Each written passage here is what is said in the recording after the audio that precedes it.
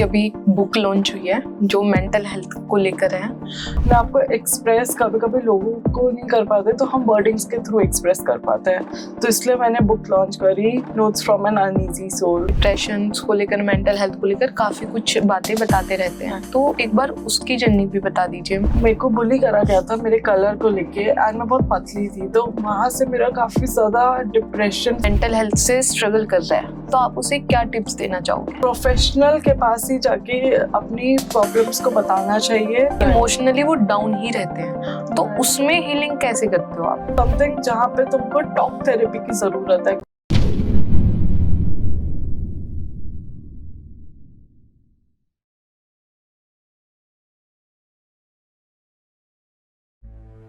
जिंदगी के कुछ सवाल जो हम किसी से कह नहीं पाते, चाहे वो प्यार हो जो समझ नहीं आता, करियर जो रुक सा गया हो, हेल्थ हो जो मन को थका दे, या बिजनेस जो डायरेक्शन मांगता हो। हर प्रॉब्लम का एक सलूशन होता है, बस ज़रूरत है एक सही गाइडेंस की। टीवीटी पर हम सिर्फ बातें नहीं करते, हम पूरे फोकस के साथ काम करते हैं और रूट लेवल पर प्रॉब्लम सॉल्व करते हैं। चाहे हो लव, करियर, हेल्थ, बिजनेस या जो भी सॉल्यूशंस, यहाँ सब मिलेगा। सर्टिफाइड एंड ओरिजिनल, बिना किसी दिखावे के, बिना किसी रिवाज के, जहाँ आपकी डिटेल्स भी कॉन्फिडेंशियल और आपका पैसा भी सेफ।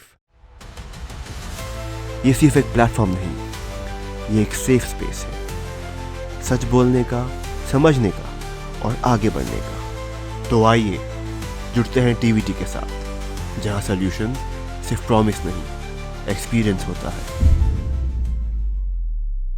हेलो एवरीवन, मैं पीहूर एक बार फिर से स्वागत है आपका हमारे चैनल पर। आजकल लोग मेंटल हेल्थ, डिप्रेशन, एंजाइटी, इन सब चीजों से इतना ज्यादा गुजर रहे हैं कि उन्हें समझ ही नहीं आ पाता कि हम कैसे इस चीज का सॉल्यूशन करें। तो आज की वीडियो उसी टॉपिक पर है, क्योंकि आज हमारे साथ जुड़ चुकी हैं मिस सोम्या, जो स्पेशल एजुकेटर हैं और साइकेट्रिक सोशल वर्कर भी हैं। तो hello ma'am, how are you? I am good, how are you? I am also good. तो मैम, जैसे अभी हमारी बात हो रही थी तो आपने हमें बताया आपकी अभी बुक लॉन्च हुई है जो मेंटल हेल्थ को लेकर है। तो मैं जानना चाहती हूँ कि आपने मेंटल हेल्थ को लेकर जो बुक पब्लिश करी है उसकी जर्नी क्या रही है आपकी? मैंने काफी ज्यादा कभी अपनी लाइफ में डिप्रेशन फेज में भी गई हूँ मैं, जब मैं 13-14 ईयर्स की थी, और तब मेरे स्कूल में कोई भी साइकोलॉजिस्ट या काउंसलर नहीं था। तब मुझे लगा कि हम अपने आप को एक्सप्रेस कभी कभी लोगों को नहीं कर पाते, तो हम वर्डिंग्स के थ्रू एक्सप्रेस कर पाते हैं, तो इसलिए मैंने बुक लॉन्च करी, notes from an uneasy soul, which is on Flipkart, and Bookleaf Publishing House ने ये मेरी बुक पब्लिश करी है। ओके, सो मैम, ये तो आपकी बुक जर्नी की बात होगी, पर अगर बात करें हम आपकी लाइफ जर्नी की, तो आप उसमें भी डिप्रेशन को लेकर, मेंटल हेल्थ को लेकर काफी कुछ बातें बताते रहते हैं, तो एक बार उसकी जर्नी भी बता दीजिए मैम। सो स्कूल में जब मैं 9th क्लास में थी और मेरे को बुली करा गया था मेरे कलर को लेके एंड मैं बहुत पतली थी, तो वहां से मेरा काफी ज्यादा डिप्रेशन फेज स्टार्ट हुआ, क्योंकि बिकॉज आई फील मैं आइसोलेटेड हो गई। मेरे फ्रेंड्स नहीं थे, मेरे फ्रेंड्स थे तो वो समझते नहीं था what I have been going through. उसके बाद देखा कि आई फेल्ट कि पुअर लोगों को भी हेल्प करने की बहुत जरूरत है, उनके मेंटल हेल्थ के बारे में कोई बात नहीं करता है। सो वहां से मैंने अपनी 7th क्लास में मेरी मम्मी ने मेरे ट्रिप के पैसे दिए थे, वो मैंने डोनेट कर दिए थे चैरिटी में, just to help for the poor people, because उनकी मेंटल हेल्थ भी कहीं ना कहीं मुझे अफेक्ट करती थी कि उनके बारे में क्यों नहीं बात करा जाता है। तो that's why I took my masters in medical and psychiatric social work, so which is basically जहाँ पे हम सोसाइटी की मेंटल हेल्थ के बारे में बात करते हैं। सो वहां से मेरी मेंटल हेल्थ की जर्नी कंटिन्यू हुई और मैंने फिर धीरे धीरे अपने डिप्रेशन जर्नी के बारे में स्टार्ट करा लोगों को बताना। वहां से मैंने एनजीओज के साथ काम करा, एनजीओज के साथ काम करके मैंने स्पेशल नीड्स के बच्चों के साथ काम करा, फिर मैंने ऐसे वुमेन्स के साथ काम करा जिनको जॉब अपॉर्चुनिटीज नहीं थी। तो यहाँ से मेरी पूरी मेंटल हेल्थ की जर्नी स्टार्टेड है। ओके, सो मैम, आजकल की बात करें अगर हम, तो सोशल मीडिया बहुत ज्यादा वायरल हो रखा है। अगर हम सोशल मीडिया के थ्रू मेंटल हेल्थ को स्टिग्मा करके बैलेंस करके चलें तो हम कैसे कर सकते हैं? मुझे लगता है कि लोगों को एक्चुअल में अपनी रियल स्टोरीज को सोशल मीडिया के थ्रू बताना चाहिए, बिकॉज जब हम रियल स्टोरीज को बताते हैं तो जो लोग ऑलरेडी इंट्रोवर्ट है वो उस चीज को सुनेंगे तो वो अपनी स्टोरीज को बता पाएंगे खुल के। जैसे कि मैं भी एक लाइफ में अपनी टाइम में इंट्रोवर्ट थी, बट मुझे लगा कि नहीं, ये लोगों को पता होनी चाहिए क्योंकि लोग इससे रिलेट कर पाते हैं, और जो लोग कर रहे होते हैं बताने में स्टोरीज को वो बता पाएंगे उस चीज को खुल के। राइट। सो मैम, एक नॉर्मल क्वेश्चंस, अगर कोई फिलहाल मेंटल हेल्थ से स्ट्रगल कर रहा है तो आप उसे क्या टिप्स देना चाहोगे? मैं उसे यही टिप्स दूंगी कि उसको सबसे पहले प्रोफेशनल के पास ही जाके अपनी प्रॉब्लम्स को बताना चाहिए, एंड उसको ये डर नहीं होना चाहिए कि उसको वहां पे कोई जज करेगा। एंड सबसे इम्पोर्टेंट ये है कि वो सबसे पहले अपने क्लोज वंस के पास जाए, वेरी क्लोज वंस, जहाँ पे उसको ट्रस्ट बिल्ड हो, एंड देन वो प्रोफेशनल्स के थ्रू थेरेपीज को बिल्कुल एक्सेप्ट करे, and that will actually help them to come out from their situations, जिस situation से वो अभी गुजर रहे होंगे। सो मैम, मान लीजिए उसने सारी चीजें कवर करवा ली, पर फिर भी काफी लोगों का ये इशू रहता है कि हमने फिजिकली तो ठीक हो जाते हैं वो, पर इमोशनली वो डाउन ही रहते हैं, तो उसमें हीलिंग कैसे करते हो आप? उसमें सबसे पहले इमोशनल हीलिंग इज समथिंग जहाँ पे तुमको टॉक थेरेपी की जरूरत है, क्योंकि यहाँ पे हमको अपने, जब तक हम इमोशंस को बाहर ही नहीं निकालेंगे, बात ही नहीं करेंगे, तो वो फिजिकली तुमको बाहर से अच्छा लगेगा, बट व्हेन इमोशनली अंदर से तुम नहीं बता पाओगे तो वो इमोशनली ड्रेन करता रहेगा। तो इसलिए मैं लोगों को ये कहती हूँ कि हम एज अ थेरेपिस्ट, इतना भी हमने बुक्स में पढ़ा है, more important is talk therapy. अपने इमोशंस को खुद बताओ, खुल के बताओ, बिकॉज और even right your emotions, even use that emotional stickers are there, use it, और उससे आपको अपने इमोशंस के बारे में भी पता लगेगा, and you can actually write down कि अच्छा why I'm sad, then because of this reason I'm sad, but उसका alternative क्या हो सकता है, क्या उस sadness का alternative कुछ happiness हो सकता है। तो this is how people will actually do emotional regulation to themselves। So ma'am, काफी लोगों को दिक्कतें आती हैं हीलिंग के टाइम पे, तो अगर मैं आपकी ही बात करूं तो आपने अपनी जो हीलिंग स्टार्ट करी तो उस टाइम भी कोई ना कोई पार्ट ऐसा होता है जिसे दिक्कतें आती हैं, तो आपने वहां पे कैसे एडजस्ट करा? सी, मेंटल हेल्थ प्रॉब्लम्स इतना जल्दी खत्म नहीं होता है, इट कैन रिलैप्स। सो मेरी हीलिंग स्ट्रगल स्टार्ट हुई तो वहां पे सबसे बड़ी स्ट्रगल ये होती है कि वहां पे तुमको हीलिंग खुद से करनी होती है। हीलिंग इज नॉट लीनियर, और वहां पे यू गो फॉर काउंसलिंग, वहां पे तुम काउंसलिंग के लिए भी जाते हो, there you will find some counsellors के साथ तुम नहीं खुल के बैठ पाते हो, क्योंकि not every therapist client can be at the same ground level, so इसलिए भी ये सब प्रॉब्लम्स रहता है। बट फिर मैंने रीडिंग बुक रीड करना स्टार्ट करा, then I also started talking to some people. social work is something which I felt is something healing for me, जैसे कि ऑर्फनेज होम जाना, वहां पे अपना बर्थडे सेलिब्रेट करना, उन बच्चों के साथ बैठना, वहां पे इमोशनल कनेक्शन बनाना, देन यू रियलाइज कि शायद उनकी प्रॉब्लम तुमसे ज्यादा है। So this is how healing starts, slowly, but it's really a long process. It's not a very easy process कि एक बार तुमने थेरेपी सेशन लिया तो हील हो जाओगे। People actually usually come to therapists कि हम एक दो बार थेरेपी सेशंस लेंगे और हील हो जाएंगे, but it's very consistent process and we need to be consistent on time, because just not therapist वहाँ पे रहेगा कि आपको 30 minutes में आपका थेरेपी सेशंस है, तो the other person will be like, I'm paying so much but I'm not getting healed. It's something which is like, we are not God, so we are humans, but basically our EQ, emotional quotient, is more than the normal person, because we have been reading mental health के programs, we have been reading mental health के books, so we know कि वो सामने वाले बंदे का next emotion क्या हो सकता है। But again, healing is very slow process and you need to be consistent on it. So ma'am जैसे आपने अभी कहा कि ठीक हो जाते हैं काफी लोग, तो काफी कहते हैं जल्दी ठीक हो जाएं, तो अगर हम बात करें हीलिंग, रियल हीलिंग की या फिर बस ठीक होने तक की, तो उनमें जो डिफरेंस है वो कैसे बताएंगे आप? रियल हीलिंग आपके फेस पे ही ग्लो दिख जाता है. You'll see the smiling face, you'll see the confident in them. But if people are not consistent और वो सिर्फ pretend करते हैं कि उनको heal हो रहा है, you'll see them again saying this thing, I'm very tired, I don't want to go anywhere, I don't want to be part of it. So this is how people do कि हमको healing हो रहा है but they are not even healed. वो इसलिए pretend करना चाहते हैं because they want to be part of the society. कि सोसाइटी में मैं परेशान हूँ तो सोसाइटी मुझे एक्सेप्ट ही नहीं करेगी बिकॉज मुझे तो डिप्रेशन है. पर अगर उसको हम कंसिस्टेंटली लोगों के सामने दिखाए, बताए कि ये रियल प्रॉब्लम्स है and we need to discuss about it, तो आई थिंक वो हीलिंग बहुत जल्दी फास्ट भी होती है एंड रियल हीलिंग वो दिखनी भी स्टार्ट होती है बिकॉज देन लोग तुम्हारा साथ देंगे. Maybe you are not the part of the society. Even if people are not supporting you, you have your own life, you have your individual life. वहाँ पे तुम अपने goals बनाओ. जब हम short goals बनाते हैं, long term goal बनाते हैं, तो healing वो constantly, honestly दिखने लग जाते हैं कि हम अपने लिए काम कर रहे हैं. हम we are not working for the people, we are working for our individual self.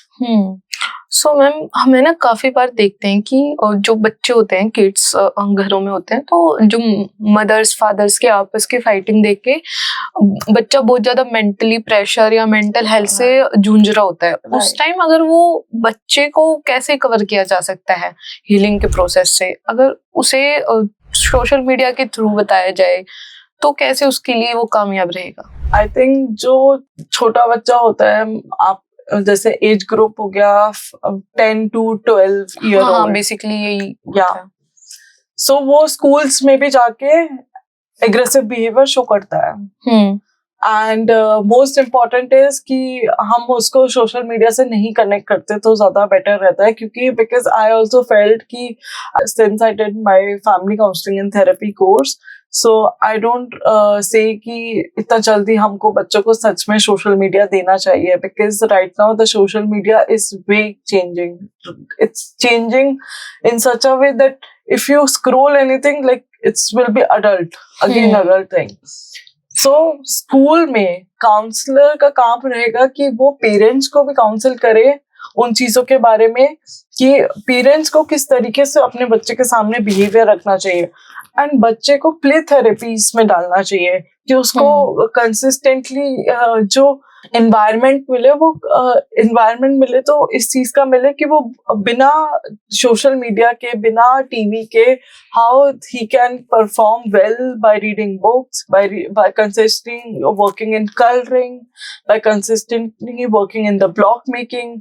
सो उसके हम फिर वहां पे प्रॉब्लम सॉल्विंग थिंकिंग में उसको डालेंगे कि तुम प्रॉब्लम सॉल्विंग थिंकिंग में बच्चा जाए, मैथमेटिकल चीजों में जाए, ताकि they will be get diverted from the situation जो उसकी फैमिली सिचुएशंस हो रही है. एंड पेरेंटिंग का काफी इम्पोर्टेंट रोल है to build their child actually. So parent counselling करना उस टाइम पे, इंटरवेंशन उसी टाइम पे देना इज वेरी मच इम्पोर्टेंट. पर मैम है ना, हम देखते हैं बहुत बार कि जब किसी को नीड होती है, स्पेशल नीड जैसे मेंटल हेल्थ हीलिंग्स भी लगे, तो जो सोसाइटी है ना वो गलत समझती है. जो सोसाइटी के लोग होते हैं वो उसे गलत समझते हैं. तो उन्हें कैसे समझाया जाए कि नहीं ये गलत नहीं है, ये सही है, सामने वाले को इसकी जरूरत है?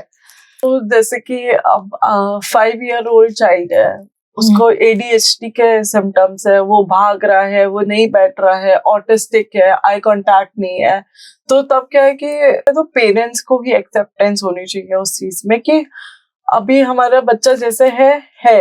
All we can do is उसको उसी टाइम जल्दी इंटरवेंशन देना. कि अगर हम 5 साल के बच्चे को, जब वो 15 साल का हो जाएगा तब इंटरवेंशन दे रहे हैं ADHD के चाइल्ड को, तो वो और एग्रेसिव बिहेवियर और ये सब चीजें शो करेगा. बट अगर हम ADHD वाले को, हम 5 साल के बच्चे को हम उसी टाइम ही इंटरवेंशन दे रहे हैं, तो मे बी उसका जो लेवल है, एज थिंकिंग लेवल, वो जब 10 साल का होगा तो मे बी वो 8-9 साल तक का एज लेवल तक जा सकता है, क्योंकि उसको हम बचपन से इंटरवेंशन देते आ रहे हैं, बचपन से उसे सिखाते आ रहे हैं। तो वहां पे और सोसाइटी जो है वो ये सबसे पहले बोलती है कि वर्ड सबसे ज्यादा कॉमन है, पागल है ये तो ये जब पागल वर्ड है, दिस इज स्टिग्मा। पागल इज लाइक, ये तो एक वर्ड हमने बस एक नेगेटिवली बना दिया है, this is the thing. But जो ये प्रॉब्लम्स है, these mental health problems are so ADHD and autism is all about neurological developmental problems, जो कि because pregnancy में भी हो सकती है, right, not eating right way भी हो सकती है। तो ऐसे में, और of course अगर हम बच्चे को ज्यादा जल्दी फोन दे देते हैं, या फिर अगर हम उनको जल्दी ज्यादा सोशल मीडिया से कनेक्ट करा देते हैं, तो ये भी बहुत बड़ी प्रॉब्लम है कि वो ऑटिस्टिक या ADHD होने के चांसेस है। बिकॉज क्योंकि आप देखेंगे कि अगर हम एक 10 साल के बच्चे को iPad एप्पल का दे देते हैं और फिर उसके बाद वो वीडियो पूरे दिन देख रहा है, एंड देन उसकी मॉम आती है, बोलती है अब वापस दे दो, होमवर्क कर लो, वो बच्चा क्या करेगा? एग्रेसिवली दिखाएगा, नहीं मैं नहीं दूंगा, अभी मेरे को देखना है, मुझे देखना। तो this are ADHD symptom, hyper symptoms. तो वो हाइपर एक्टिविटी को कम करने के लिए वही चीज है, पहले क्वेश्चंस में भी और अब के क्वेश्चन में भी यही चीज है कि पेरेंट को सबसे पहले पेरेंट को गाइडेंस देना और काउंसलिंग करना इज मोर इम्पोर्टेंट। आजकल जो लोग मैरिजेस कर रहे हैं, so marriages are basically people how they're doing, they're falling in love, they're doing marriages, but where is the parent discussion? Because what we are doing is we are, of course we are marrying to someone, but we are not talking about let's have a discussion about parenting, right? That's very much important when you are getting married, because वहाँ पे you are getting tested now कि तुम parenting कैसा दोगे। So ma'am हमें ना देखते हैं कि काफी जो घरों में क्या होता है कि जो पेरेंट्स होते हैं या तो वो डिपेंडेंट्स होते हैं दोनों ही, तो बच्चे को बहुत लोनली फील हो जाता है, तो फोन भी दे देते हैं सोशल मीडिया वगैरह के लिए। पर अगर ना भी दे, अगर ट्यूशन क्लासेस वगैरह, तो भी बच्चा अकेला ही रहता है पूरे दिन, तो उसके मेंटल हेल्थ पे भी इफेक्ट जाता है। हाँ, आता है ऐसे बच्चों पे मेंटल हेल्थ इफेक्ट जब दोनों पेरेंट्स ही वर्किंग है, और फिर जो बच्चा है वो कर ही नहीं पा रहा है कॉन्वर्सेशन विद अदर पीपल। वो इस वजह से ही होता है क्योंकि वो आइसोलेट होना स्टार्ट कर देता है, उसके बिहेवियरल चेंजेस आने स्टार्ट हो जाते हैं। तो इसलिए वहां पे हमको पेरेंट को बोलना पड़ता है कि आप अपने काम में उसको डिवाइड करिए कि बच्चे को भी टाइम मिल पाए, और more of the gardening activities कराइए, या फिर more of the some child playground, कुछ गेम्स हो गए जहाँ पे बच्चों को, सारे बच्चे वहां पे आते हैं, पेरेंट्स छोड़ जाते हैं, तो देयर वहां पे बच्चों को वहां पे ग्रोथ के लिए छोड़ दे कि बच्चा ग्रोथ कर सके। या घर पे अगर आपके ग्रैंड पेरेंट्स है, grandparents actually plays a very important role in children, तो आप अपने ग्रैंड पेरेंट्स के पास छोड़ दीजिए, उनसे ग्रैंड पेरेंट्स को बोलिए, आप अपनी स्टोरीज बताइए। May be that you know आजकल के बच्चे इज नॉट लर्निंग कि उन्होंने मेहनत कैसे करी है, all is they are getting is like parent ने जो अर्न करा वही अब बच्चों को जल्दी से पास ऑन हो गया। पर when they are going to sit with the grandparents, they'll actually know कि how they actually came from the village, what they actually worked on, and वो कैसे सिटी में आए हैं। So there I feel कि grandparents role plays a very important role. Then teachers also plays a very important role कि वो school में बच्चे को अकेला नहीं छोड़े, वो किसी ना किसी ग्रुप में उस बच्चे को एडजस्ट करना सिखाए। Even if the group is not accepting, तो उस ग्रुप को भी एडजस्ट और एक्सेप्टेंस सिखाए। That's where teachers, parents, grandparents plays an important role, जहाँ पे कि बच्चा सोसाइटी में ग्रो कर सकता है। सो मैम हमें ना काफी बार देखते हैं बच्चों में स्टेज फियर होता है, किसी में और बात करने का फियर होता है, ना टीचर से बात कर वो अपने पेरेंट्स से भी सही से बात नहीं कर पाता है। तो अगर हम उनका मेन इशू जानने का ट्राई करें तो क्या उनका इशू रहता है उसके पीछे? मेन इशू उसका घर से ही स्टार्ट होता है, बिकॉज घर एक मेन रूट है जहाँ से हर प्रॉब्लम बच्चे की आती है। फिर उसके जो फियर्स है, मे बी घर में अच्छा बिहेवियर हो रहा है, बाहर ऐसा है कि स्कूल में एनवायरनमेंट में बच्चे को डराया जा रहा है, बुली करा जा रहा है, ये भी एक बड़ी प्रॉब्लम होती है। तो ये जो स्टेज फियर है, ये सब डेवलप तब होता है जब हम बच्चे को ही अपॉर्चुनिटी नहीं दे रहे कि वो खुल के बात कर सके। हम बच्चे को बार बार प्रोटेक्ट कर रहे हैं कि नहीं, तुम ये नहीं करोगे, तुम अगर इस रेलिंग से उतरे तो तुम गिर जाओगे, अरे तुम उसे स्टेप बाय स्टेप सीखने तो दो। There is something which I say कि बच्चे को पेरेंट्स स्टेप बाय स्टेप होना चाहिए, at least till the age of 13। 13 के बाद उसको बिल्कुल ऐसा मत करो कि छोड़ दो, but of course keep an eye. If you see something is getting wrong, talk to them, ask them to come to your room, talk to them privately for 15 to 20 minutes. If the child is afraid of their father, let the mother be the friend. If the child is afraid from their mother, let the father be the friend. So वो जो bond है ना, वो that's important. And जैसे ही वो bond होता है तो बच्चा समझेगा कि अच्छा, फैमिली बैकग्राउंड सबसे इम्पोर्टेंट सपोर्ट है, तो वो स्टेज फियर भी भूल जाएगा। That's where they'll see कि मेरे पेरेंट्स क्लैपिंग कर रहे हैं, मेरे पेरेंट्स देख रहे हैं कि how good I am at, how good I am speaking at. So that's where it is very important right now. Ma'am, मैं लास्ट में आपसे एक क्वेश्चन करना चाहूंगी कि मेंटल हेल्थ का कोई एक सच क्या है जो लोग जानते भी हैं और अनजान भी रहते हैं उससे? कि हीलिंग लीनियर है, हीलिंग बहुत टाइम लेती है, बट लोगों को लगता है कि मेंटल हेल्थ थेरेपी एक बार ले ली तो बस थेरेपी से हम जल्दी सही हो जाएंगे। और एक और चीज है कि लोगों को लगता है कि बीच पे बैठना, आजकल सब कुछ ये हो गया ना स्टार्ट की, beach is a therapy, sunlight is a therapy, all these are not actual therapies, these are just we say it because we are accepting it that these are therapy for us. Traveling is a therapy for us. It's just a temporary solution for it. Actual therapy is therapy where you actually talk to someone, talk to especially the professional, talk about your emotional aspects of life, talk about your goals, talk about your fears. This is actual therapy, which people are not accepting, but they know कि mental health therapy, traveling, sunlight, beaches, it's just temporary. Okay. Thank you so much, ma'am. Thank you so much. If any audience wants to connect with me, the information is already on the screen. Thank you.